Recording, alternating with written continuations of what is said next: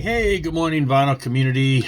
Jeff here. It's been a couple of days since I did a video. I was like, wow, I didn't know time slips away from you. So, mainly because recently, I think the weekend was kind of killed because recently I got a new drum set. It's a electronic kit.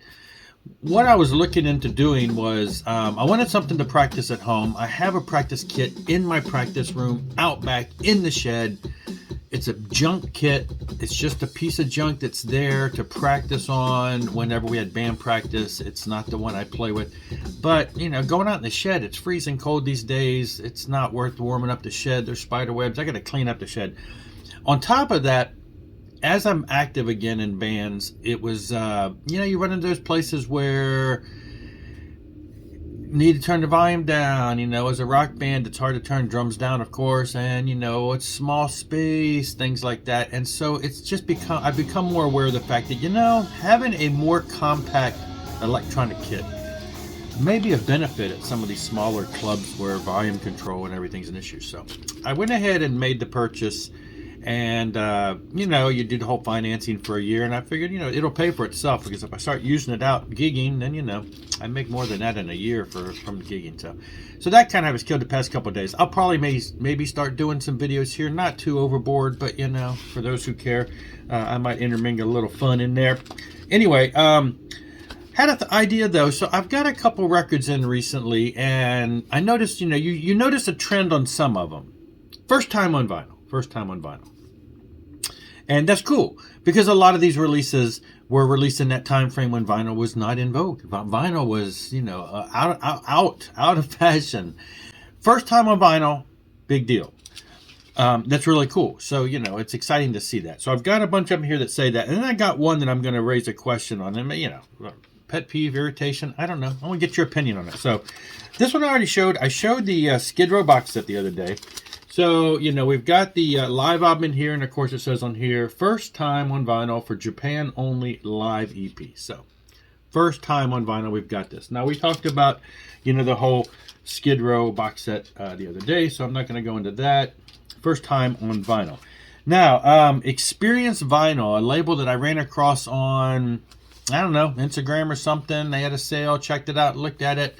Made a purchase a while back, and then looked at it again, and could not believe I was finding some things on really, really good sale. First Junkyard album, 1989. They're a California band. Honestly, never really, in 89, I guess. They went under the radar for me, did not know anything about them. But the label, the Experience Vinyl, I guess, they had this for $15. Brand new. I mean, it just recently came out. 2021 release. In this case, we've got a slightly different, interesting wording. And, so this is where I start questioning, is this a sales tactic? First ever LP reissue. Now, not first time on vinyl. It came out on vinyl in 1989. This is the first ever reissue. Is that the same thing? First time on vinyl, that's a big selling point. It's the first time if you like vinyl, it's the first time. First time reissue, not so much. I don't know. That seems gimmicky. That seems kind of like, who cares? It was on vinyl before. You can get an OG copy of the vinyl. This is the first reissue. That's not a big deal. To me, it's not. Am I being picky? That seems so much like clickbait for records. First time reissue. I don't know. That just, it seems kind of, yeah. Anyway, also, the Whitesnake Restless Heart album. Was it $15? $14.99? I could not believe it. It's a double record set. It's along the same lines as the Red, White, and Blue series that Whitesnake did recently, where they remixed, remastered, revisited, added some instrumentation. They did the same thing here. Now, a lot of people are not as familiar with the Restless Heart album. 1997. In some ways, it was kind of put out there as a David Coverdale solo album. It's like David Coverdale and Whitesnake on some of the labels. And, 1989 was the last Whitesnake album, then they kind of fizzled out. That was the end of the era, the 80s, big hits and everything, and then you really don't hear a lot from them. And then, 9 years later, 1997, 8 years later-ish, they come up with this. It kind of went under the radar. A lot of people did not know much about it. It's not the big arena rock of the 80s, but it's the familiar sound of Whitesnake. There's a lot of great songs on here.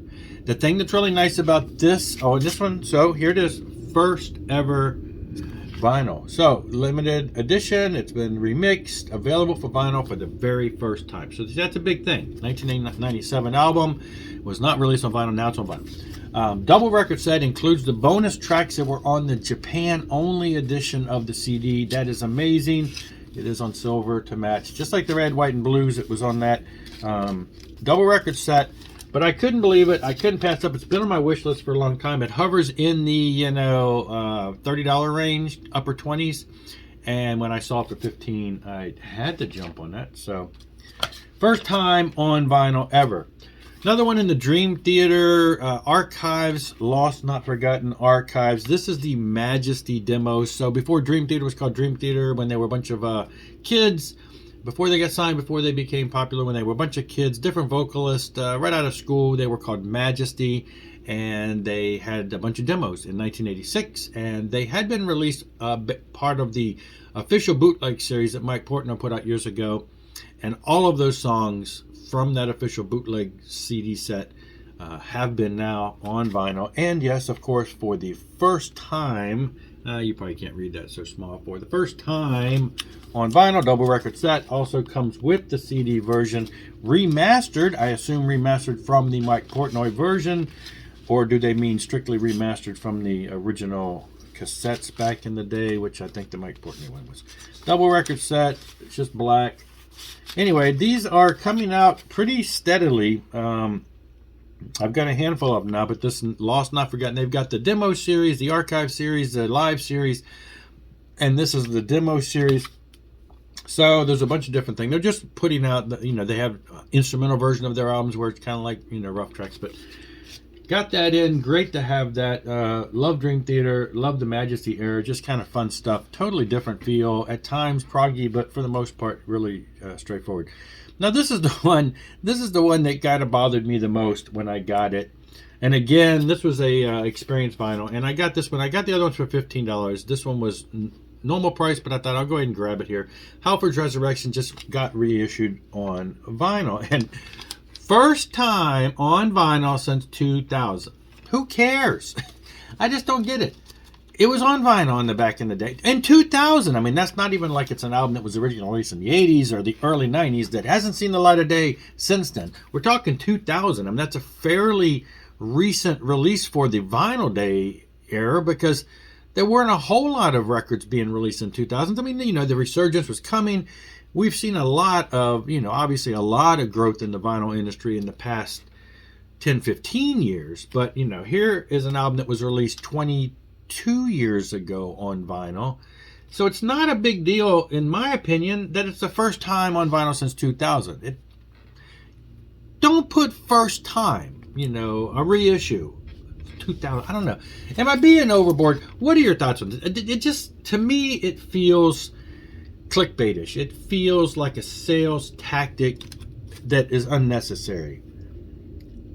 I don't care that it's the first time since 2000. That's just, it's not a selling point. I don't know. It just rubbed me the wrong way, and I don't know why. Never before available in North America. Now that's a selling point. That should be in big print. For us in America, at least, North America. But the fact that it's been on vinyl before, I don't know if that needs to be recognized as much. I mean, that doesn't make this that significant just because it's been reissued. Again, it's the same thing. It's a reissue. So what? Every album that we get nowadays is a reissue, but I don't see all of them saying first time since 1989, first time since 72. I don't know. Am I being a little overboard there? What are your thoughts? Is it just gimmicky? I don't know. Now, I could see if it was like first time on vinyl in 50 years. That's a selling point. This album was released back in the 50s. It's the first time on vinyl in 70 years. First time on vinyl since 2000. I don't know. First vinyl reissue. Again, I don't know. To me, it's just like, is that really a selling point? Is that a big deal? What are your thoughts? I'm dropping at this. I don't want to keep rambling on. Frustrating. I'll be back. I got fun stuff in the future. Who knows? We'll see drums. We'll see fun. I'll see you later. Rock on and rock hard.